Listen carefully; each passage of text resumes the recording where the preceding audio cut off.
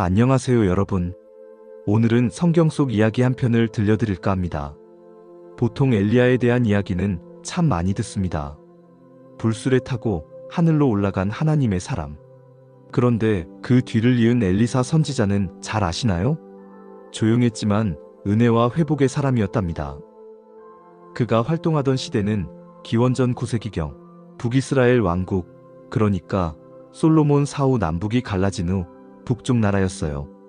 그 당시엔 아합 왕과 그의 아들 여호람, 그리고 예후, 여호아하스 같은 왕들이 차례로 통치했는데 다들 하나님을 떠나 우상 숭배에 빠져 있었어요. 엘리사는 이런 어두운 시대 속에서 하나님의 음성을 전하고 또 백성들을 살리는 선지자로 부르심을 받았지요. 엘리사는 원래 아벨무홀라라는 작은 고향 마을에서 밭을 갈던 농부였습니다.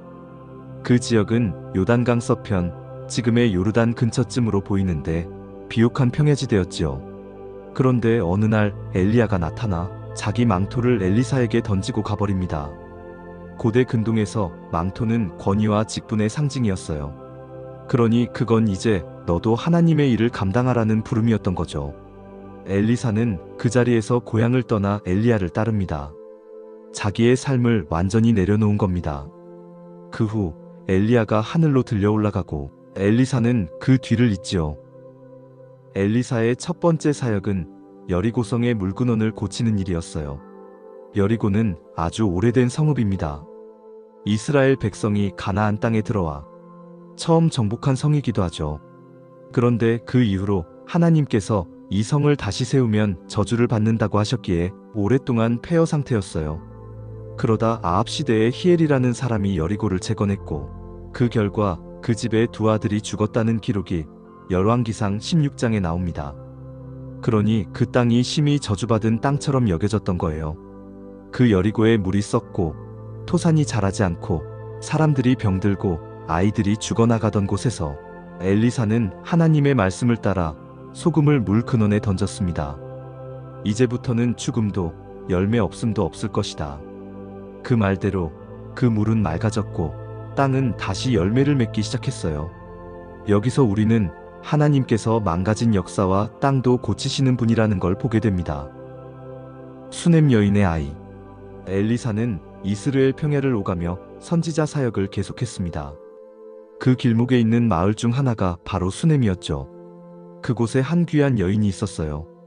이 여인은 넉넉한 살림을 하던 상류층 여성이었고 엘리사를 자주 대접했습니다. 나중엔 지붕에 작은 방을 따로 만들어 선지자방으로 내줬다고 하죠. 당시 중동 문화에서는 손님을 잘 대접하는 것이 큰 덕목이었고 엘리사는 그 정성에 보답하고 싶어 했습니다. 그래서 하나님께 기도하여 그 여인이 오래도록 갖지 못했던 아이를 품게 됩니다. 이건 그 시대 기준으로 보면 어마어마한 축복이에요. 아이를 낳지 못하는 건 수치로 여겨졌거든요.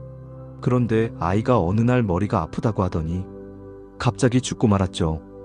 아마도 열사병이나 뇌출혈이었을 것으로 보는 학자들도 있어요. 그러나 그 어머니는 포기하지 않았습니다.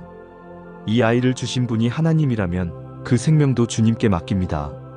엘리사가 와서 두 손, 두 눈, 두 입을 아이에게 포갠 뒤 하나님께 간절히 기도했어요. 그러자 아이가 살아났습니다. 이건 단순한 기적이 아니라 하나님은 생명을 다시 살리시는 분임을 보여주는 이야기예요. 그 다음 이야기는 아람 장군 나아만 이야기입니다. 그는 아람 왕국의 군대 장관이었고 수많은 전쟁에서 공을 세운 인물이에요. 하지만 그는 나병, 곧 문둥병에 걸려 있었습니다. 당시 나병은 사회적으로 완전한 격리 대상이었고 사람들 앞에 얼굴도 못 드는 질병이었어요. 그런데 이스라엘에서 끌려간 어린 소녀 하나가 나아만의 아내에게 말합니다. 우리 주인님이 사마리아 선지자님께 가시면 고침을 받을 수 있을 텐데요. 그 한마디가 역사를 바꿉니다. 나아만은 왕의 추천서를 들고 이스라엘에 와서 엘리사의 집을 찾아가요. 그런데 엘리사는 나와보지도 않고 요단강에서 7번 몸을 씻으세요 하고 정갈만 보냅니다. 나아만은 화가 납니다. 아니, 나 정도 되는 사람에게 얼굴도 안 비추다니? 하지만 그의 하인이 조용히 말해요. 장군님, 큰일이라면 하셨을 텐데 그럼 이 간단한 일도 해보세요. 그래서 요단강에 7번 몸을 담그자 그의 피부가 아이처럼 깨끗해졌습니다. 이방인이었던 나아만이 그 자리에서 이스라엘의 하나님을 고백한 장면은 구약에서 드문 복음의 예표로 해석되기도 합니다.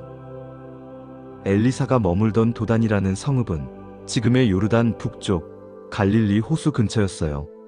그곳에 있을 때 아람 군대가 몰래 엘리사를 잡으러 포위합니다. 엘리사의 사환은 벌벌 떨며 말하죠. 우린 이제 끝장입니다. 그때 엘리사는 이렇게 기도합니다. 하나님, 이 아이의 눈을 열어주소서. 그 순간 사환은 산 위에 불말과 불수레로 가득한 하나님의 군대를 보게 됩니다.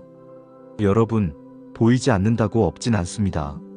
하나님은 지금도 우리를 감싸고 계신 분이세요. 그건 예나 지금이나 변하지 않지요. 엘리사는 그 후에도 오랫동안 사역하다가 늙어서 병들어 죽게 됩니다.